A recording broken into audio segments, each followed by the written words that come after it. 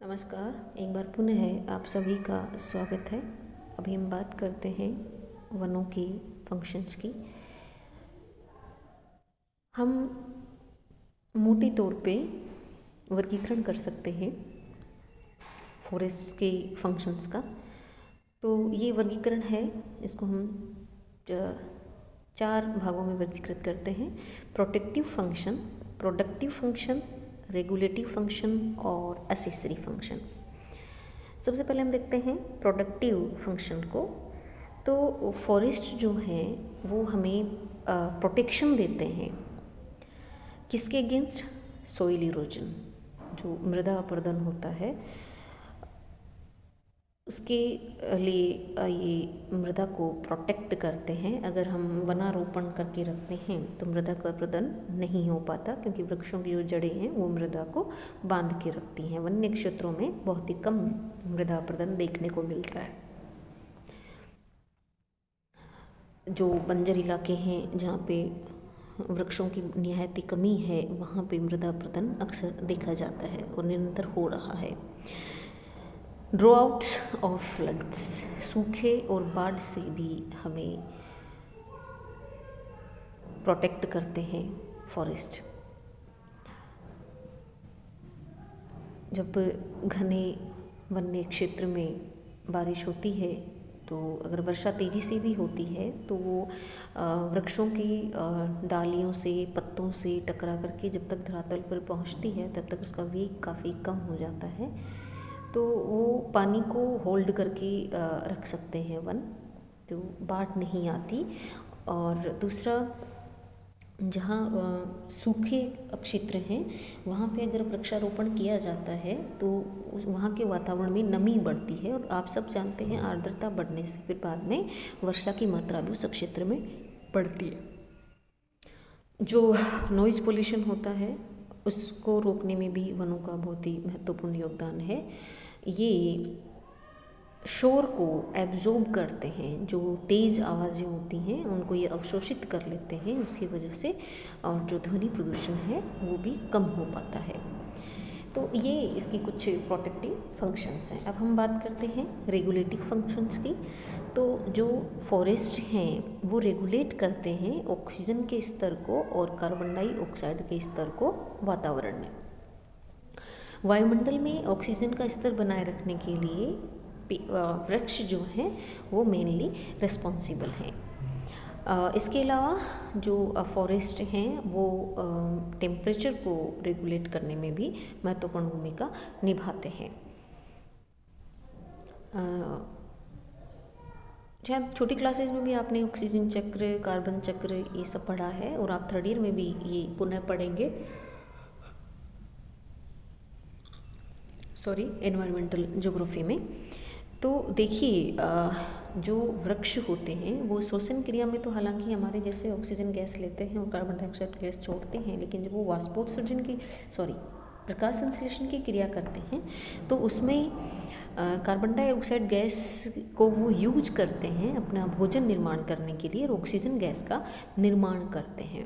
तो carbon dioxide gas का जो मैक्सिमम एब्जॉर्प्शन है वो ये जो विषुवतरेखीय वन हैं उनके द्वारा किया जाता है, क्योंकि ये बहुत ही घने वन हैं। हालांकि पिछले वर्ष विषुवत रेखा के आसपास भी अफ्रीका में बहुत बड़ा अग्निकांड हुआ था, जिसमें लाखों हेक्टेयर भूमि के वन्य क्षेत्र नष्ट हो गए थे। तो जो वातावरण में 21% ऑक्सीजन पाई जाती है उसको नियमित बनाए रखने में वृक्षों का बहुत बड़ा योगदान है।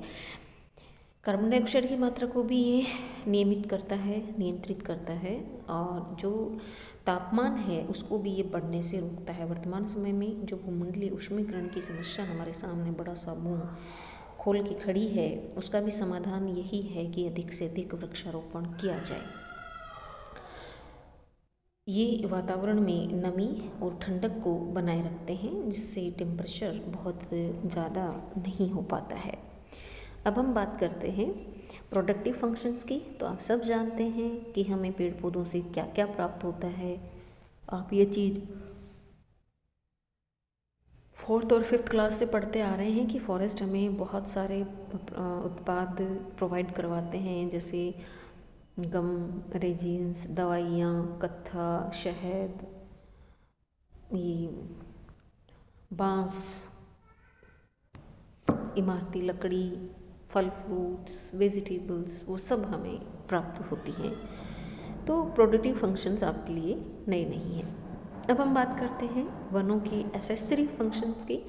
तो वन हमें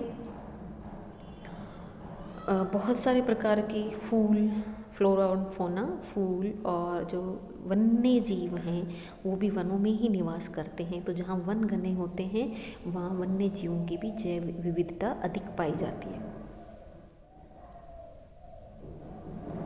तो इसे हम एसेसरी फंक्शन में रख सकते हैं, जो हमारे पारिस्थितिकी तंत्र को फाइनली मजबूत बनाता है, चाहे वो फ्लोरा की स्पीसीज हों या फौना की स्पीसीज हों।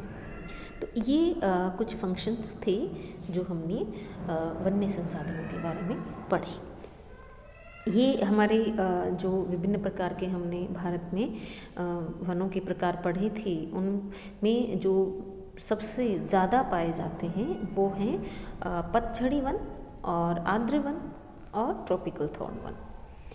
तो सबसे ज़्यादा हमारे देश में ये प्रश्न कई बार पूछ लिया जाता है कि कौन से वन पाए जाते हैं। तो ये हैं पर्णपाती और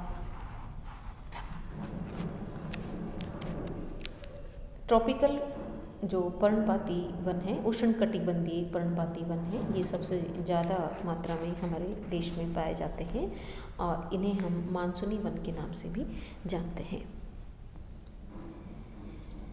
अब हम बात करेंगे वन संसाधनों के संरक्षण की।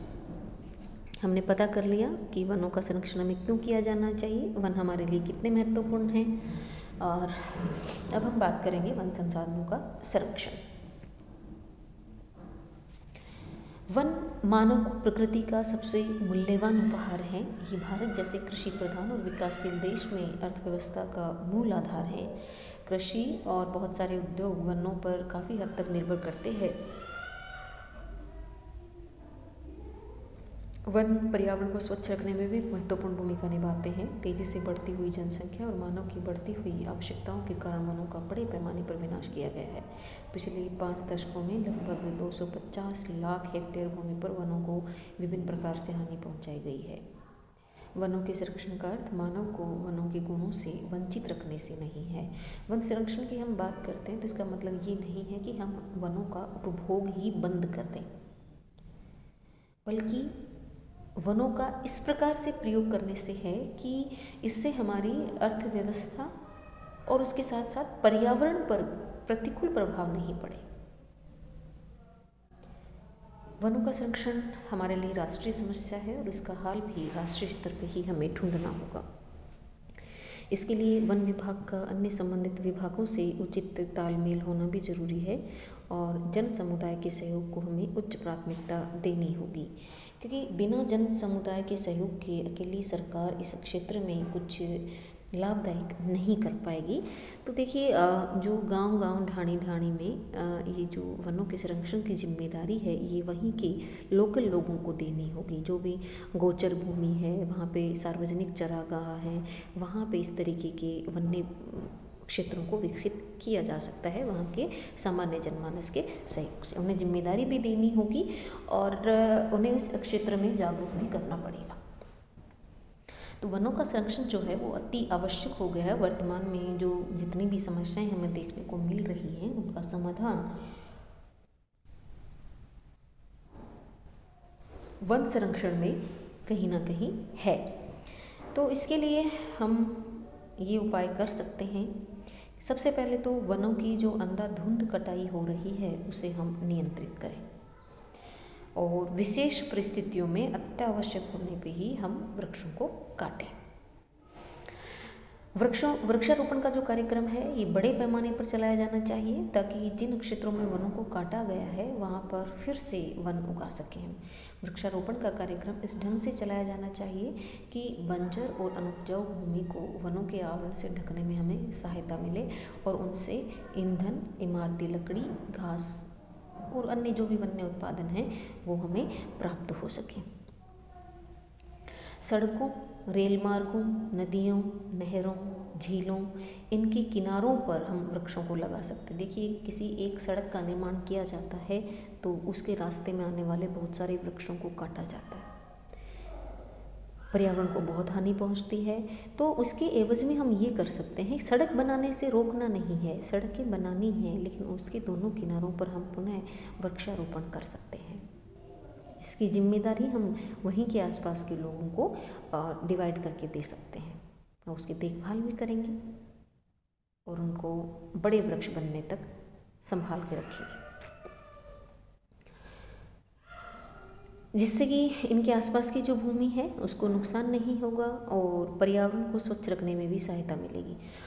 सड़कों पर जो यातायात के साधन चलते हैं उनसे पर्यावरण को जो नुकसान होता है उसकी भरपाई कुछ हद तक ये प्लांट्स कर पाएंगे। हाल ही में सरकार ने करोड़ों ग्रामीण घरों को खाना बनाने की गैस उपलब्ध करवाई है, जिससे कि